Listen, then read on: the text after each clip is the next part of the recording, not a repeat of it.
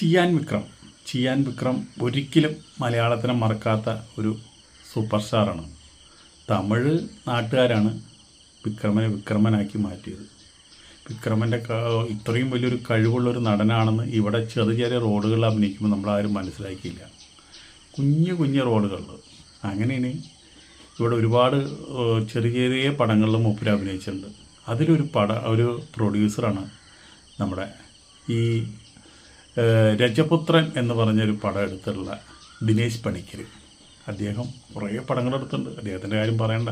അദ്ദേഹം ഒരു നല്ലൊരു സൗമ്യനായുള്ള ഒരു വ്യക്തിയാണ്. അദ്ദേഹം നമ്മുടെ കിരീടം പോലും അദ്ദേഹമാണ് പ്രൊഡ്യൂസ് ചെയ്തത്. അപ്പോൾ രജപുത്രനിലെ സുരേഷ് ഗോപിയുടെ നല്ലൊരു വേഷമാണ് ചിയാൻ വിക്രമത്തിന്.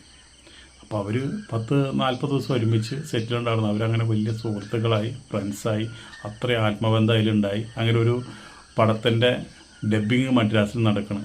അപ്പോൾ എൻ്റെ വിക്രം ഒന്നും ആയിട്ടില്ല. തമിഴിൽ വന്നിട്ട് അവിടെയും കരപറ്റാൻ പറ്റിയിട്ടില്ല. ഒരു പടത്തിൽ നായകനായി തമിഴിൽ അഭിനയിച്ചു, അത്രമാത്രം. ആ പടം ഡിസ്ട്രിബ്യൂഷൻ എടുക്കാനായിട്ട് ആളില്ലാണ്ട് കിടക്കുക. അപ്പോൾ ചിയാൻ വിക്രം ഈ ദിനേശ് പണിക്കർ അവിടെ സ്റ്റുഡിയോയിലുണ്ടെന്ന് പറഞ്ഞിട്ട് അവിടെ എത്തി. സ്റ്റുഡിയോയ്ക്ക് പുറത്തിരിക്കുകയായിരുന്നു. അപ്പോൾ ഇദ്ദേഹത്തിനോട് പറഞ്ഞൊരാൾ കാണാൻ വന്നിട്ട് ചെറുപ്പക്കാരെന്ന് പറഞ്ഞു. അവിടെ ഉള്ളവർക്ക് ആർക്കും അറിയില്ല വിക്രമനെ. അങ്ങനെ ഇദ്ദേഹം വന്നപ്പോൾ വിക്രമനെ കെട്ടിപ്പിടിച്ചു. എന്നിട്ട് പറഞ്ഞൊരു കാര്യം പറഞ്ഞു, സാർ എനിക്കൊരു ഉപകാരം ചെയ്യണം. എന്താണെന്ന് ചോദിച്ചപ്പോൾ പറഞ്ഞു, ഞാനൊരു പടത്തിലെ നായകനായി അഭിനയിച്ചു.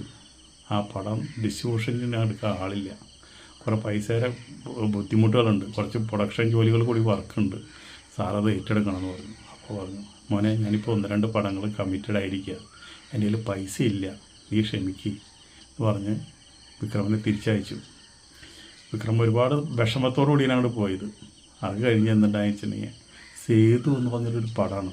ആ പടം ഡിസ്ട്രിബ്യൂഷൻ എടുത്തു. ആ പടം ബമ്പർ ഹിറ്റായി. അതോട് കൂടിയിട്ട് ചിയാമിൻ്റെ മോച്ചായ മാറി, സൂപ്പർ സ്റ്റാറായി.